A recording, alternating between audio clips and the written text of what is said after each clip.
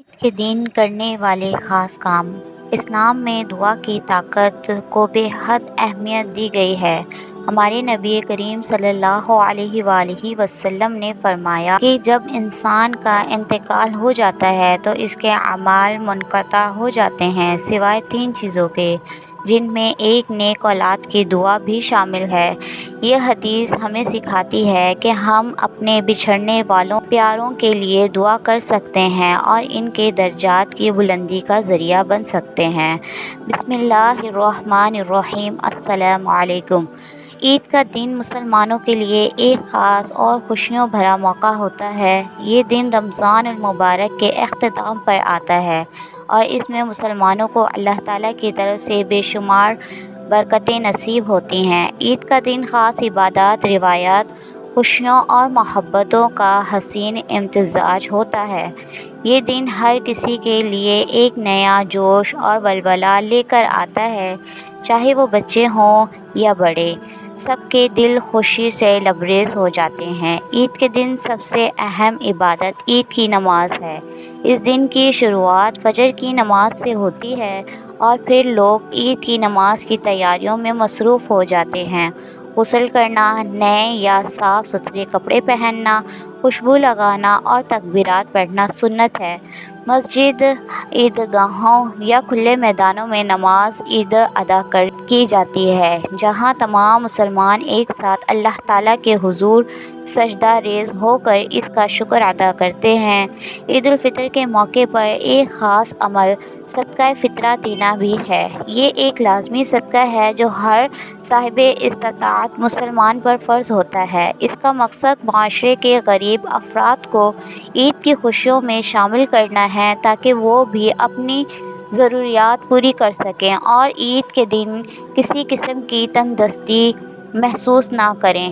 الحمدللہ، عید الفطر اور عید الاضحیٰ مسلمانوں کے لیے خوشیوں کے عظیم مواقع ہیں، لیکن ان خوشیوں کے دوران ہمیں ان عزیزوں کو بھی یاد رکھنا چاہیے جو اس دنیا سے رخصت ہو چکے ہیں۔ عید کے دن مرحومین کے لیے دعا کرنا اور بہت بڑی نیکی اور محبت کا اظہار ہے۔ عید کا دن رحمتوں اور برکتوں کا ہوتا ہے۔ اس دن میں اللہ تعالیٰ کی رحمتیں عام ہوتی ہیں اور اگر ہم اپنے مرحومین کے لیے دعا کریں تو وہ بھی ان رحمتوں میں شامل ہو سکتے ہیں۔ مرحومین کے لیے خصوصی دعائیں۔ ہمیں عید کے دن اپنے رشتہ داروں اور تمام مرحومین مسلمانوں کے لیے درجہ ذیل دعائیں کرنی چاہیے۔ اسلام میں دعا کی طاقت کو بے حد اہمیت دی گئی ہے۔ ہمارے نبی کریم صلی اللہ علیہ وآلہ وسلم نے فرمایا کہ جب انسان کا انتقال ہوتا ہے تو اس کے اعمال منقطع ہو جاتے ہیں سوائے 3 چیزوں کے، جن میں نیک اولاد کی دعا بھی شامل ہے۔ صحیح مسلم۔ یہ حدیث ہمیں سکھاتی ہے کہ ہم اپنے بچھڑنے والوں پیاروں کے لیے دعا کر سکتے ہیں اور ان کے درجات کی بلندی کا ذریعہ بن سکتے ہیں۔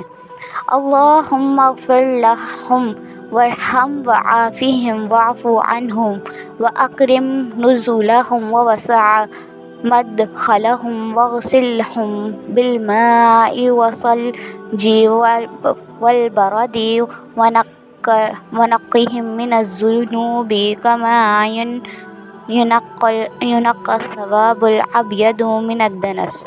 اے اللہ، ان کی مغفرت فرما اور ان پر رحم فرما، ان کے عزت و تکبیر فرما، ان کے داخلے کو کشادہ فرما، ان کو پانی، برف اور دلوں سے دھو دے اور ان کے گناہوں کو ایسے دھو کر دے جیسے سفید کپڑا میل کچیل سے پاک ہو جاتا ہے۔ ربنا اغفر لنا ولی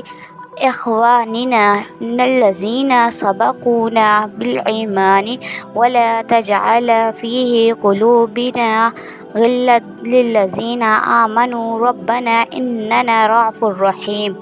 اے ہمارے رب، ہمیں اور ہمارے ان بھائیوں کو بخش دے جو ہم سے پہلے ایمان کے ساتھ دنیا سے رخصت ہو چکے ہیں۔ عید کے دن مرحومین کی قبر پر جانا اور ان کے لیے دعائیں کرنا، ان کی طرف سے صدقہ دیں کیونکہ صدقہ جاریہ ان کے لیے اجر و ثواب کا باعث بنتا ہے۔ قرآن خوانی کریں اور ان کو ایصال ثواب کریں۔ مساکین اور یتیموں کی مدد کریں اور اس کا ثواب مرحومین کو پہنچائیں۔ عید کا دن ہمیں خوشیوں کے ساتھ ساتھ مرحومین کے لیے دعائیں کر کے نہ صرف ان کے لیے آسانی کا سبب بن سکتے ہیں بلکہ کو بھی سکون فراہم کر سکتے ہیں۔ اللہ تعالی ہمیں عید کی حقیقی خوشیوں کو سمجھنے اور ان میں مرحومین کو شامل کرنے کی توفیق عطا فرمائے، آمین۔